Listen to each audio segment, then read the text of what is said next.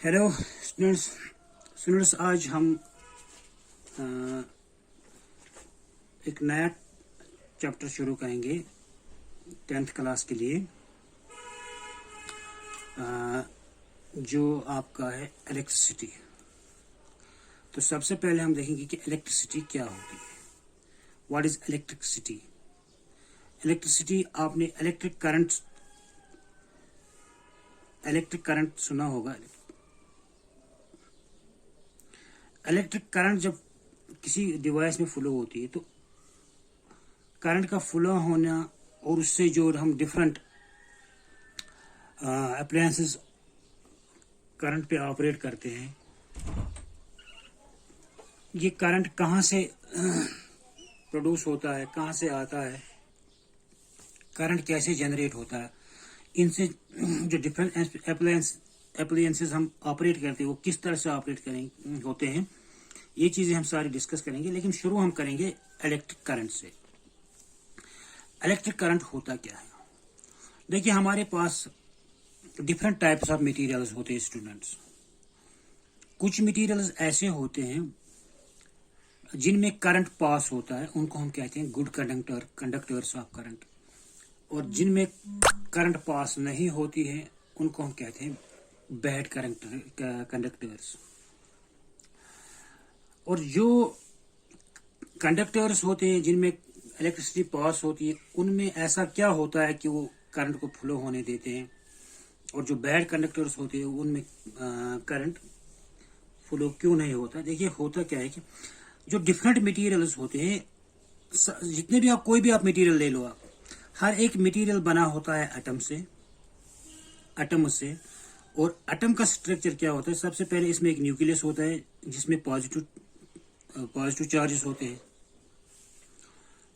Protons और neutrons होते हैं,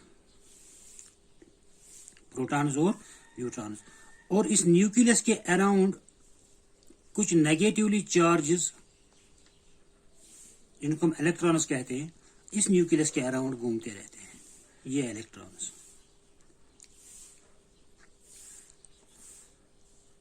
ये इलेक्ट्रॉन्स जो होते हैं वो शेल्स में होते हैं, मतलब इनका एक अपना एक अलग सा, हर एक इलेक्ट्रॉन का अपना एक अलग पाथ होती है, जिस पाथ में वो इस न्यूक्लियस के अराउंड रिवॉल्व करता रहता है।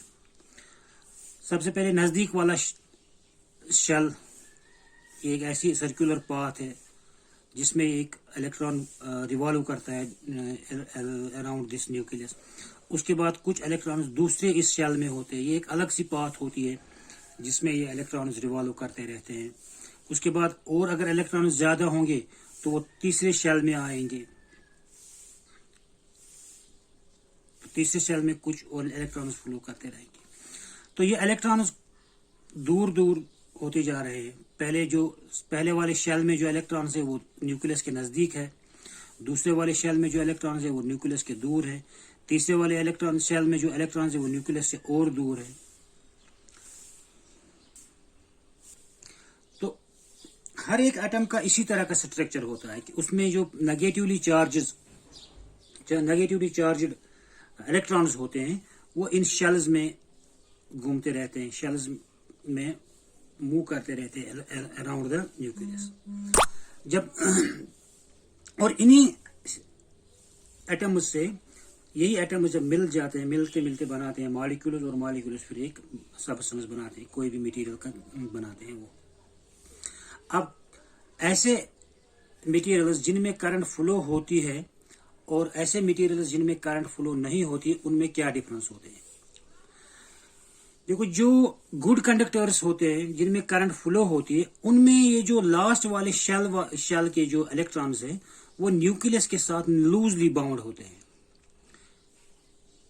इनकी अट्रैक्शन उतनी ज्यादा नहीं होती है न्यूक्लियस के साथ, जितनी ज्यादा अट्रैक्शन होती है उन मटेरियल्स के इलेक्ट्रॉन्स की, लास्ट वाले इलेक्ट्रॉन्स की, जो बैड कंडक्टर्स है। जो बैड कंडक्टर्स है या जिनमें इलेक्ट्रिक करंट फ्लो नहीं होती है, उनके जो इलेक्ट्रॉन्स होते हैं वो इस न्यूक्लियस के साथ टाइटली बाउंड होते हैं। और जो गुड कंडक्टर्स ऑफ इलेक्ट्रिसिटी, जो materials good conductors of electricity होते हैं, उनके जो ये शेल, लास्ट वाले शेल में, इनको वैलेंस इलेक्ट्रॉन्स कहते हैं। जो इलेक्ट्रॉन्स लास्ट वाले पीछे बहुत होते हैं, उनको हम कहते हैं वैलेंस शेल्स। ये वैलेंस शेल वाले इलेक्ट्रॉन्स, वैलेंस इलेक्ट्रॉन्स जो होते हैं, ये न्यूक्लियस के साथ लूजली बाउंड होते हैं। इनको अगर हम थोड़ी सी भी एनर्जी देंगे तो ये इस शेल से बाहर आ जाते हैं। फिर वो इजी टू मूव इनके लिए होता है। इनके लिए अपने शेल से जब बाहर निकल गए थोड़ी सी एनर्जी देने पर, फिर इनको हम मूव करवाते हैं। इन्हीं मूवमेंट ऑफ इलेक्ट्रॉन्स को हम इलेक्ट्रिक करंट कहते हैं। जब ये इलेक्ट्रॉन्स अवेलेबल होंगे तभी मूव करेंगे। तो ये अवेलेबल, इनको हम कहेंगे फ्री इलेक्ट्रॉन्स। जो इलेक्ट्रॉन्स लूजली बाउंड होते हैं ऐसे मटेरियल्स में जो गुड कंडक्टर्स होते हैं, इनको हम कहते हैं फ्री इलेक्ट्रॉन्स। यही फ्री इलेक्ट्रॉन्स जब मूव करेंगे एक पर्टिकुलर डायरेक्शन में, उसी चीज को हम इलेक्ट्रिक करंट कहते हैं। तो what is electric current? Electric current is the flow of electrons. Flow of electrons in a particular direction.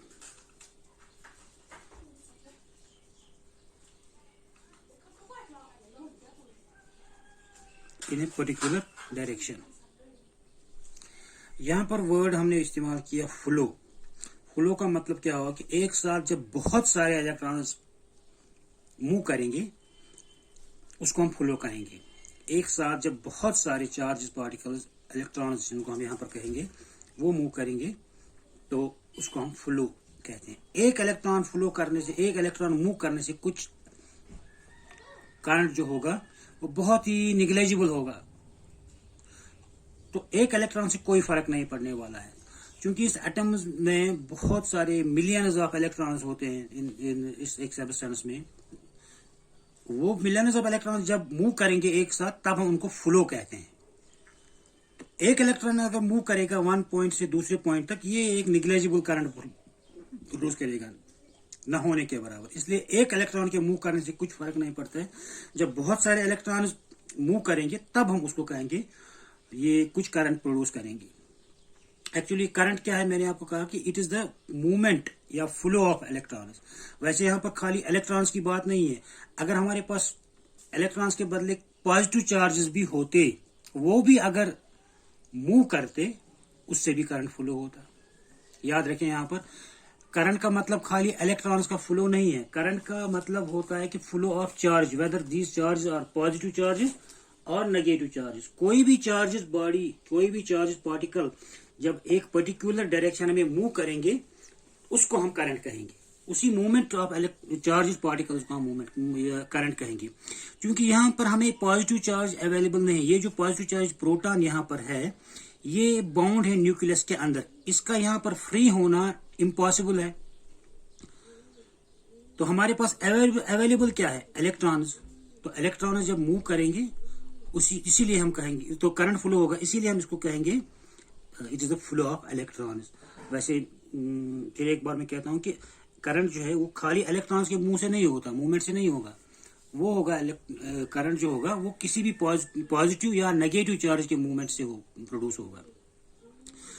तो ये होता है इलेक्ट्रिक करंट। अब ये मान लीजिए हमने एक सर्किट बनाया, एक वायर मान लीजिए, ये एक वायर है। ये एक ऐसे मटेरियल की बनी हुई है जिसमें ये फ्री इलेक्ट्रॉन्स है, जिसके इलेक्ट्रॉन्स लूजली बाउंड है और वो फ्री टू मूव है। ये वो इलेक्ट्रॉन्स है ये। और इसको जब हम एक बैटरी के साथ जोड़ देते हैं तो ये इलेक्ट्रॉन्स मूव करते हैं, तो करंट फ्लो होता है इस डायरेक्शन। तो ये जो हमने एक वायर, जिसको हम अगले आप देखेंगे आगे जाके इस तरह के सिंबल से इस्तेमाल करेंगे। ये इसको हम रेजिस्टर कहते हैं। आगे बात जब करेंगे तब हमें पता चलेगा। तो ये वायर जब यहाँ पर इस बैटरी के साथ जुड़ा तो इलेक्ट्रॉन्स मूव करेंगे, तब हम कहेंगे करंट फ्लो हुआ। अब करंट कितना फ्लो करेगा? करंट का मेजरमेंट जब करना होगा तो हमें ये देखना होगा कि एक सर्किट में, एक वायर में, एक कंडक्टर में कितनी करंट फ्लो होगी। उसको हम कहते हैं मैग्नीट्यूड ऑफ करंट, कितना है करंट जो फ्लो होती है। तो करंट इज इक्वल टू, आप याद रखिए, करंट किसी सर्किट में करंट कितना होगा, वो होगा number of charges, amount of charges flowing per unit time. तो flow of charge per unit time, एक सेकंड में कितना चार्ज फ्लो हो रहा है, कितने चार्ज फ्लो हो रहे हैं, उतनी करंट होगी। अब ये देखिए, ये चार्ज जो है इसका यूनिट क्या है। चार्ज जो हम किसी बॉडी पे अगर चार्ज है, कितना चार्ज है, इसको किस यूनिट में हम मेजर करेंगे। चार्जेस आर मेजर्ड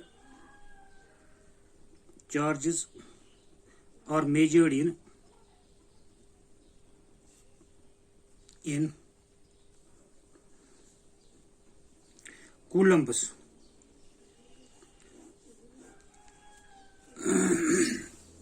कूलम्ब एक साइंटिस्ट था, उसके नाम पर चार्जेस का जो यूनिट है वो रखा गया है कूलम्ब।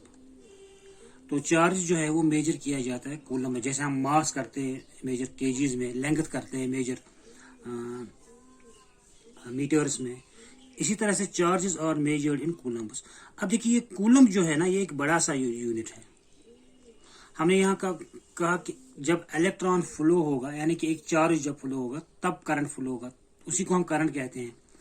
तो फिर मैंने कहा कि करंट जो होता है बराबर, ये होता है बराबर charge per unit time, flow of charge per unit time. आप याद रखिए, इसको लिखिए आप दोबारा से, flow of charge per unit time.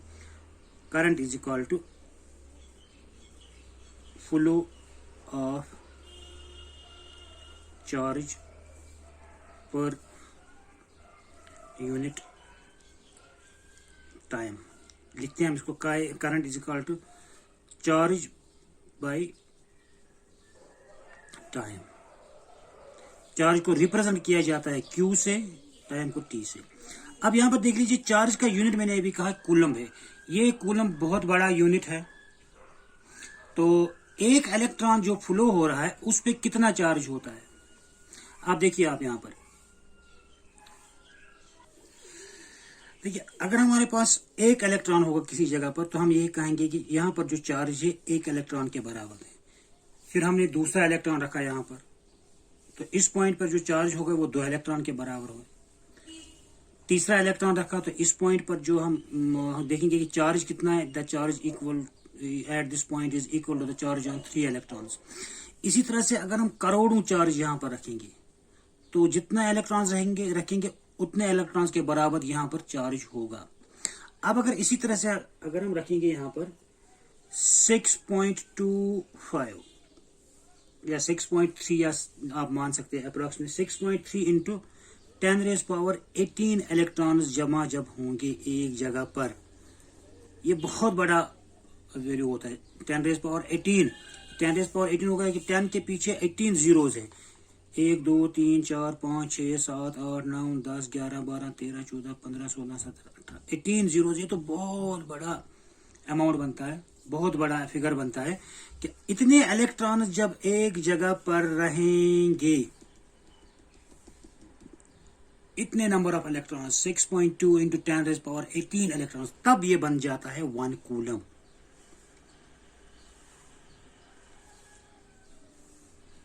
तो 6.25 इंटू 10⁻18 इलेक्ट्रॉन्स मेक्स 1 कूलम। तो ये आप याद रखें।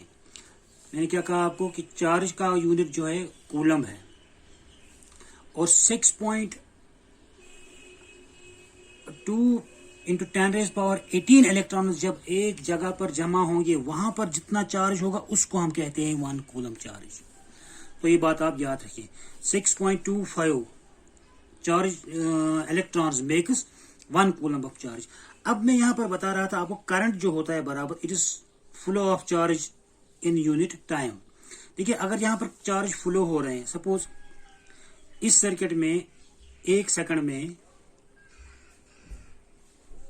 1000 इलेक्ट्रॉन फ्लो हो रहे हैं, एक सेकंड में यहाँ पर मूव हो रहे हैं कितने इलेक्ट्रॉन्स, 1000 इलेक्ट्रॉन्स फॉर एग्जाम्पल। दूसरा हमने एक और सर्किट बना दिया यहाँ पर। इस सर्किट में हमारे पास होते हैं एक सेकंड में 10,000 इलेक्ट्रॉन्स मूव हो रहे हैं। यहाँ पर एक सेकंड में 1000 इलेक्ट्रॉन्स मूव हो रहे हैं।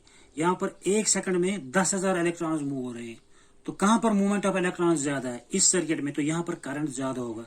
तो जब हमें देखना हो करंट की इंटेंसिटी क्या है, करंट कितना ज्यादा या कितना कम है, हमें ये देखना होता है कि एक सेकंड में कितने इलेक्ट्रॉन्स मूव होते हैं।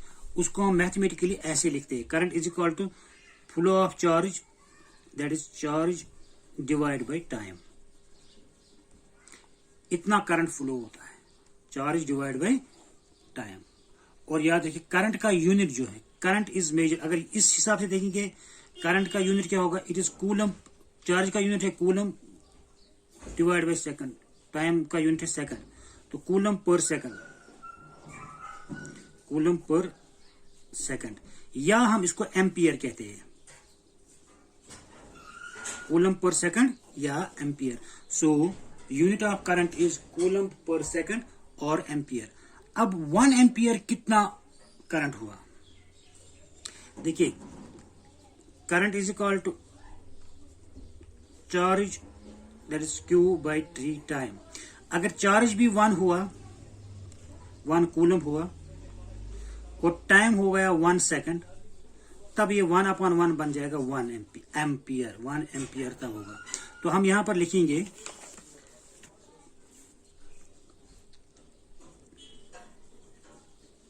current is said to be 1 ampere when 1 coulomb of charge flows in 1 second।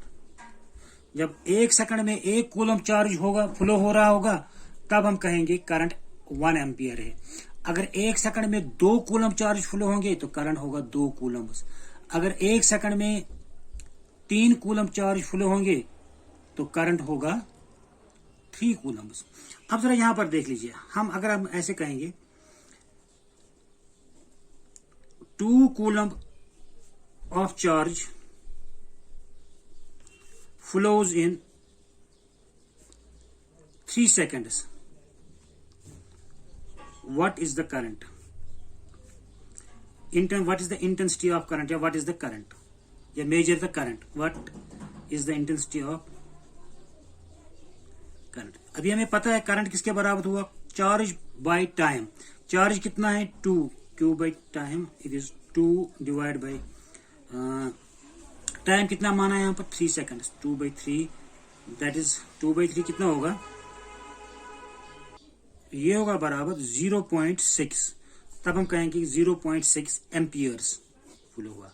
इस तरह अगर यही मान लीजिए हम 2 coulomb of charge is flowing in, मान लीजिए हाफ सेकंड, आधे सेकंड में, अब की बार आधे सेकंड में, तो हम यहां पर लिखेंगे करंट कितना होगा, फिर current is equal to Q by T is equal to, time कितना है 1/2 is equal to 2 × 2/1 is equal to 4 amperes. तो अगर आधे सेकंड में 2 कूलम फ्लो हो रहे हैं तब करंट होगा 4 सेकंड्स। अब देखिए आपके बुक के अंदर में एक क्वेश्चन लिखा है, इन्हीं 2 चीजों पे डिपेंड बेस्ड है। अब जरा उनका आंसर अब देखेंगे, आप उनका आंसर ठीक से लिख लेना, मैं आपको यहां से बताता हूं। देखिए आपका एक क्वेश्चन है बुक के अंदर, पेज नंबर मुझे पता नहीं, what does an electric circuit mean. Question है, पहला question, what does an electric circuit mean. Electric circuit का मतलब क्या होता है, देखिए हम यहां पर एक कोई ऐसा चीज जो हम इलेक्ट्रिक करंट पे चला रहे हैं, जैसे मान लिया आपका टीवी है, ये टीवी मान लो, इसको हमने यहां पर वायर से जोड़ दिया, फिर यहां से एक स्विच लगा दिया, स्विच मान लीजिए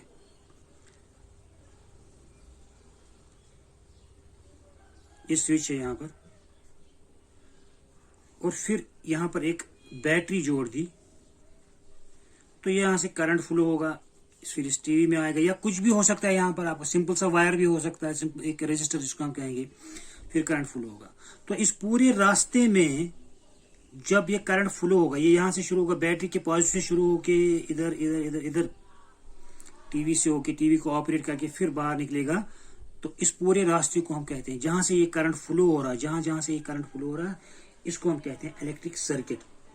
इसमें क्या क्या आता है, एक बैटरी आती है, एक स्विच आता है, एक जो चीज आपको ऑपरेट करा रहे हो जिसको हम रजिस्टर के नाम से कहेंगे आगे। तो ये सब चीजें मिलके बनाते हैं एक इलेक्ट्रिक सर्किट। तो आप इसका आंसर लिख सकते हैं, an electric circuit, an electric circuit is the path through which electric current flows। वो रास्ता, वो वायर जहां से इलेक्ट्रिक करंट फ्लो होती है, उसको कहते हैं इलेक्ट्रिक सर्किट। दूसरा क्वेश्चन वहीं पर है, define the unit of current. What is unit of current? तो मैंने अभी आपको कहा कि ऐसा unit of current is coulomb per second या एम्पियर, और उसके साथ आपको मैंने ये भी कहा कि what is 1 ampere of current. ये भी मैंने, ये दूसरा अगला क्वेश्चन है, what is 1 ampere of current. 1 ampere of current होता है कि when 1 coulomb of charge flows through a circuit in 1 second, then we say current is 1 ampere। अगला क्वेश्चन है आपका, calculate the number of electrons constituting 1 coulomb. एक coulomb of electrons में, एक coulomb में, एक कूलम ऑफ चार्ज में कितने इलेक्ट्रॉन्स होते हैं? तो आपको मैंने अभी बताया 1 coulomb of electric charge, 1 coulomb of charge contains 6.25 into 10 raised power 18 electrons. तो ये आप याद रखिए। यहां पर एक और चीज आप देख लीजिए, जब एक कूलम चार्ज में इतने इलेक्ट्रॉन्स होंगे तो एक इलेक्ट्रॉन में कितना चार्ज होगा? देखिए 1 coulomb is equal to 6.25 into 10 raised power 18 electrons. तो चार्ज ऑन 1 इलेक्ट्रॉन कितना होगा? Therefore charge on electron is equal to 1 divide by 6.25 into 10 raised power 18।